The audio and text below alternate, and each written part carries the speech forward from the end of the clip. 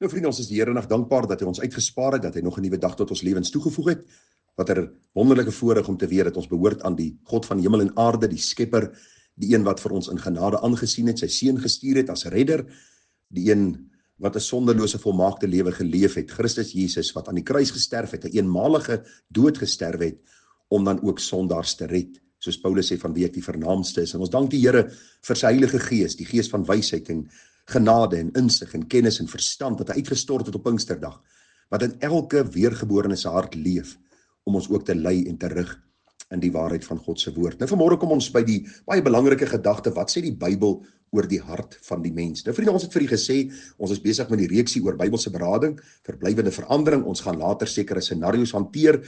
Ons moet eers die fondasie reg kry, om vir u te sê dat ons het nodig om te sien wat die sielkunde aan die een kant sê, wat die Bybel aan die ander kant sê, en hoe ons dan weer vertroue in die Bybel kan kry, as die woord van God, en dat God self met ons wil kommunikeer vanuit sy woord, ten einde oplossings vir ons probleme te verkry.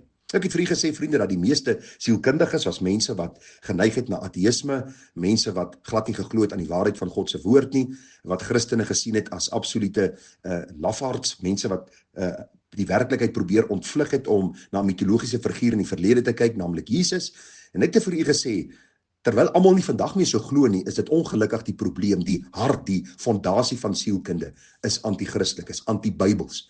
En daarom het ons vir u gesê dat manne soos Sigmund Freud het gesê dat mense het hierdie probleme omdat hulle met 'n onuitgesproke seksdrang sit, en daar's 'n stryd tussen die ego en die super-ego, en dit skep emosionele en gedragsprobleme.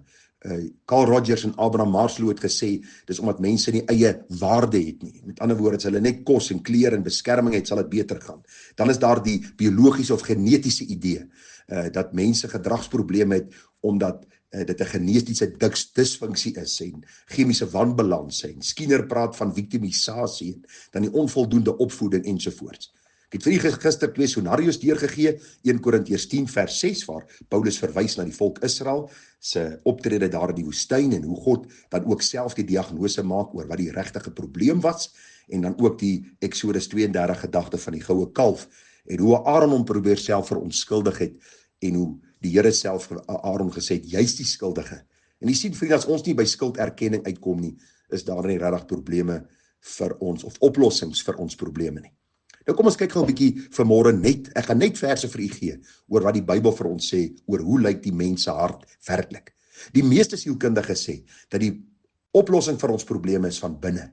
Van binnekant kan ons self ons probleme oplos, want ons het baie eie waarde, en ons is besonder, en ons is na die beeld van God geskape, en ons is so uniek, en ons moet vir onsself in die spieël kyk, en vir onsself sê hoe great ons is, en onsself op die skouer klop. Ons moet nie te streng op onsself wees, wanneer ons in sonde verval het, wanneer ons mense te nagekom het nie. As mense jou te nakom, vermy hulle. Vriende, moenie jou lewe versier met mense wat jou lewe kompliseer nie, en ag, so kan ons aangaan, en ek het al in 27 jaar, ek wil nie sê honderde nie, maar seker baie beradingssessies gehad, waar ek hierdie goed oor en oor gesien en gehoor het.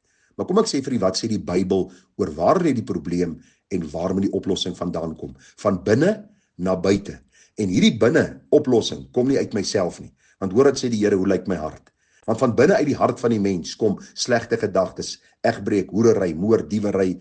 Al hierdie booshede kom van binne uit en maak die mens onrein. Die Bybel sê vir ons in Lukas 6 vers 45. Hy sê die goeie mens bring uit die goeie skat van sy hart tevoorskyn wat goed is, en die slegte mens bring uit die slegte skat van sy hart tevoorskyn wat sleg is, want uit die oorvloed van die hart spreek die mond. Hierdie goeie, vriende, wat uit die hart van die mens kom, is wanneer hy weergebore word. Dis God se goedheid wat in hom dan ook hierdie goeie vrug na vore bring. Maar ons almal word gebore met 'n slegte hart. Daarom moet ons by die kruis uitkom, dat God ons hart kan verander. Hoor wat sê Jakobus vir ons.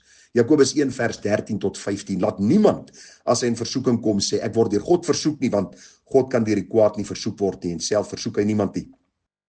Maar elkeen word versoek as hy deur sy eie begeerlikhede weggesleep en verlok word. Daarna, as die begeerlikheid ontvang het, baar dit sonde, en as dit sonde tot volle ontwikkeling gekom het, bring dit die dood voort. Ek hoor onlangs 'n vrou, en ek sien, sy sit op haar status, dat sy alkoholisme geërf het. Haar pa was alkoholist, lyk my, en in hulle familie was daar alkoholisme, en sy het dit nou maar geërf van hulle. Baie interessant, my vrou se pa was ook 'n alkoholist. maar sy het nog nooit in haar lewe gedrink nie. Daar was nog nooit 'n vergryp aan drank gewees nie. Sy is nie 'n gewoonte drinker nie. So ek verstaan nou nie hoe die een dit geneties oordra na die ander een en die ander een kry dit nie. Jy sien, dit gaan maar oor die boosheid van my hart. Ek wil drink, ek wil myself vergryp aan drank, daarom sal ek iemand soek om die skuld te gee om my sonde te regverdig. Die Bybel sê vir ons, elkeen word versoek as hy deur sy eie begeerlikhede weggesleep en verlok word. Daarna, as die begeerlikheid ontvang het, baar dit sonde. Ek het onlangs 'n geval gehoor van die jong man wat in aanhalingstekens vir 'n pastoor gaan leer het en hy het in naderhand 'n seksuele verhoudings gehad met meisies in die jeuggroep en later het hulle probeer om die gees van seksdrange uit hom uit te dryf. Watter belaglikheid. Watter belaglikheid sit die kerk van Jesus en die wêreld net nie meer nie. Dis ons wil nie verantwoordelikheid mee vat vir ons boosheid nie. Daarom sit ons land in boosheid. Almal huil en neel en kla oor hoekom dit gaan in Suid-Afrika soos dit gaan, want ons wil die God wat ons geskaap het buite rekening laat. Ons wil sy woord daar heel agter 'n ou plekkie gee. En so as ons alles probeer het, wil ons sê ag kom ons kyk of God se woord vir ons so 'n bietjie raad of 'n oplossing het. Luister, die Bybel sê vir ons harte is boos en daar is een wat ons harte ken, die God van hemel en aarde, en hy het die oplossing vir ons gegee in sy seun Jesus Christus. Hoor dat sê Jakobus 4 vers 1 tot 3. Waarvandaan kom oorlog en vegtery onder julle? Sy vraag wat hy vra. Die antwoord kom hulle nie hiervandaan van julle welliste wat in julle lede stryd voer nie. Julle begeer en julle het nie, julle pleeg moord en is naïwerig en julle kan niks verkry nie. Julle veg en maak oorlog en julle het nie omdat julle nie bid nie en julle bid en julle ontvang nie omdat julle verkeerd bid omdat dit julle in julle welliste deur te bring. Vriende, sielkunde het al so in die kerk ingekom dat baie van die predikers of die apostels of pastore of sogenaamde predikante deesdae eintlik maar sielkundiges is. Charlatans. Hulle is huurlinge. Want hulle sê vir mense, luister, bid die Here dat hy jou hierdie nuwe kar gee, hierdie vrou wat jou hart so begeer en hierdie gesondheid en spreek met lewe oor jou werksituasie dat jy die bevordering kan kry. Watter klomp drek beleef ons net nie in die dag en tyd waarin ons onsself bevind nie. As jy die apostel Paulus se uitsprake gaan luister, vriende, was hy sterk oor die boosheid wat in die kerk van die Here ingekom het. Die Here sê die probleem waarmee ons sit, ons wil ons welliste, dat ons welliste ons dryf en dan in sonde laat val en dan wil ons ander mense die skuld gee. Ons is begeerig en ons is naïwerig en ons veg en ons maak oorlog en ons bid nie dat die Here ons harte sal verander nie. Romeine 1 vers 18 tot 31. Ag vriende, u kan daai hele hoofstuk gaan lees. Watter geweldige, indrukwekkende hoofstuk.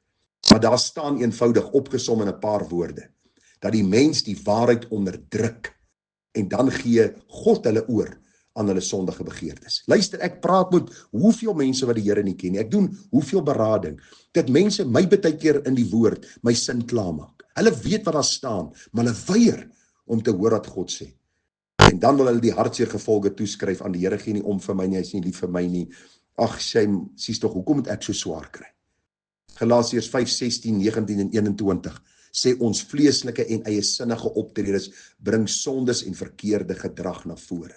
Jeremia 17:9 en 10, Jeremia 17 vers 5 tot 8, ons hart is bedrieglik, ons vertrou op self, daarom sit ons waar ons sit, met die sondeprobleme waarmee ons sit, en stoei ons in ons harte met soveel dinge, in ons huise, by ons werksplekke, met ons kinders, met ons gades. Mag God genade gee dat ons ons eie skuld sal sien, die boosheid van ons eie harte. Vriende, die enigste of die beste plek vir 'n oplossing begin by erkenning. Selfs die wêreld sê, as jy 'n oplossing vir jou probleem wil hê, erken dat jy verkeerd is. En God sê, erken dat jy skuldig is voor God. Dat jy skuldig is voor hom wat jou geskaap het. Want God het jou geskaap en jy sal rusteloos bly totdat jy rus gevind het in hom. Esegiel 14 vers 1 tot 11 leer vir ons is besig met afgodediens in die hart en dit bring sondes en verkeerde optredes na vore. Johannes Calvin, die groot kerkvader, het gesê, the human heart is a factory of idols. Vriende, mense doen slegte dinge omdat hulle harte sondig is, vuil en verdorwe. My en jou hart van geboorte af, vriende, is sondig en het produseer sondige optredes. Daarom sê Spreuke 23 vers 7, want soos hy in sy siel bereken, so is hy. Soos ons in ons siel bereken, so is ons word gebore as sondaars.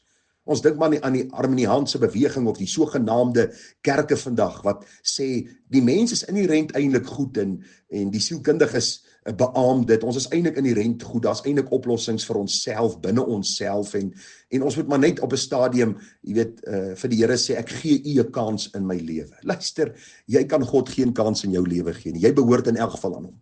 In die sin dat hy jou geskaap het. Jy staan miskien onder sy toorn vanmôre omdat jy met jou boosheid aangaan. En daarom pleit ek by jou, dat jy sal sê, Here, u wat my geskaap het, ek kan net vervulling in hierdie lewe vind, wanneer ek by u my skepper uitkom. Ek kan alleen by u as skepper uitkom, deur Jesus my redder, en alleen deur die Gees wat my oortuig van sonde, geregtigheid en oordeel. Wanneer hierdie oortuiging kom, Here, wil ek uitroep, deur u genade, die geskenk van genade wat u gee, wil ek uitroep om vergifnis. Die Here sê in Spreuke 4:23, bewaak jou hart meer as alles wat bewaar moet word, want daaruit is die oorspronge van die lewe. Die meeste mense met wie ek beraad, vriende, is mense wat net vrye teels gee in hulle sondige gedagtes. As hy hierdie vrou sien, vrye teels aan sy gedagte. As hy begeerte kry na geld, vrye teels aan sy gedagtes. As dit gaan by die gebruik van drank, of miskien wanneer dit kom by kos, of wanneer dit kom by depressie, of wat ook al, hulle gee net vrye teels en hulle sink in hulle elende, en hulle vergryp hulle aan drank, hulle vergryp hulle aan vrouens, aan pornografie, aan hoerery, hulle gaan te kere.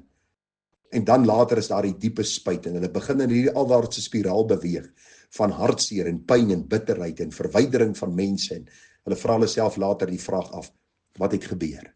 Wat eenvoudig gebeur het, is dat jy nie gehoor het en geluister het na wat God sê nie. En daarom is die goeie nuus van hierdie oordenkings. Daar is 'n oplossing. Daar is 'n oplossing in Jesus Christus. Hoor wat sê die Bybel vir ons baie duidelik. Kom na my toe, almal wat vermoeid en belas is, en ek sal julle rus gee. Hierdie vermoeid en belas, vriende, gaan oor die sonde wat ons vermoei en belas. Die Here sê, kom en leer van my. Ek is sagmoedig en nederig van hart, en julle sal rus kry vir julle siele. Matteus 11:28-30. Daarom nooi ek jou vanmôre, dat jy nou sal kom na die Here, sal sê, Here, ek soek rus vir my siel. Want van binne af moet die verandering kom, en net u kan dit bring. Hartsverandering is die voorwaarde vir gedragsverandering. Daarom pleit ek by jou. Kom kniel by die kruis, want Jesus ontmoet jou ook daar. Hy is nie net nog 'n oplossing nie. Hy is die oplossing vir my en jou sondeprobleme. Mag die Here genade gee, en mag hy ons bring by 'n plek van selferkenning, 'n plek van sondebelydenis, 'n plek van berou, 'n plek van oorgawe. Om te sê, net soos ek is, geen hulp naby, alleen u bloed gestort vir my, getrek tot u deurboorde sy, o Lam van God, ek kom. Vriende, groete vir u, mooi dag verder, tada.